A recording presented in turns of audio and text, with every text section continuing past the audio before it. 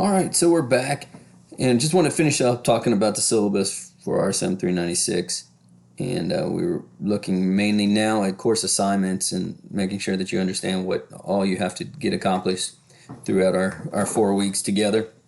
So if you look on the syllabus and refer here, you'll see that you have a resume and a cover letter that you have to do, and you'll do a first draft and then revise that draft and resubmit. So you'll hand in that first draft. I'll give you feedback, give you the and then your job will be to go back, make revisions, and then resubmit your resume and cover letter. The cover letter will be written to a specific internship or job position that you're interested in, made out to a specific person with a specific address, so that, again, you're getting that real life experience of, you could take that now and use it to apply for that position that you might be interested in. So when you submit your final draft, I want your original resume, revised resume, your original cover letter, and revised cover letter.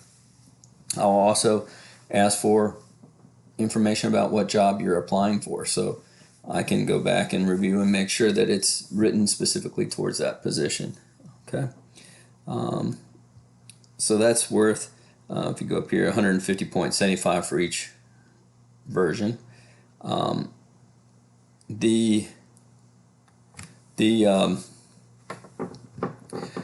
other part that we'll look at is the Ed puzzles and quizzes within Ed puzzle. So every day, like we've talked about, you'll have a video that you'll need to watch, and within that video is embedded questions to help make sure that you watch it, and also to make sure to hit on the high points that you really need to take away from the videos.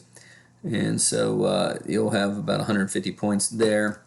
You'll go in and log into Ed Puzzle, and I have a link on Moodle to get to it, as well as you'll get an email asking you to join, and you need to do that pretty quickly so that you can start watching your videos for the first day, because that'll be one of your first assignments, is making sure that you watch those videos and get those points.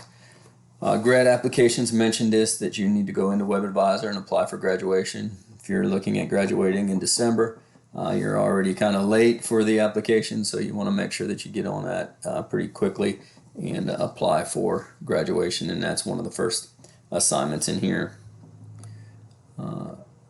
Career plan paper.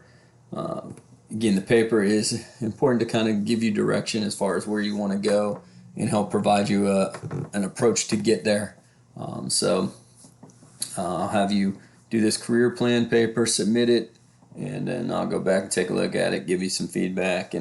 But mainly it's for you to just be thinking about what you want to do and how you're going to get there. And again, it should be written as a narrative. It shouldn't be listed there as questions to guide you, but it shouldn't be written 1, 2, 3, 4, 5. It should be written as a narrative. Finding internships. We've mentioned you need to find 5 potential internship sites, and you can do that all at once. You can do it broken down the way I break it down, where you every so many days you just need to post another one.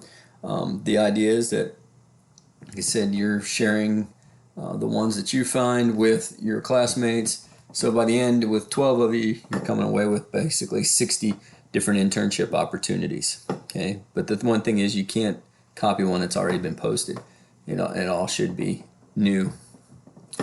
Application for internships. You'll have to apply to 4 different internships. Whether you have one or not, you need to apply to 4 internship sites. And again, you'll have a place where you'll post those internships, the ones that you applied to. You'll post those on Moodle in a discussion.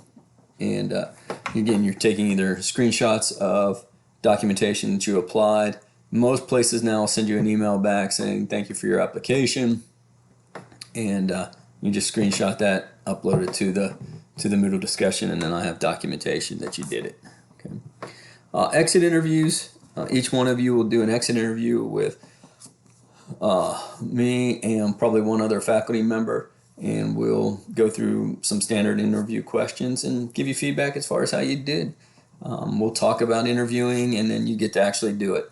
And again, it's nice to have that opportunity to practice before you actually do your interviews. Okay.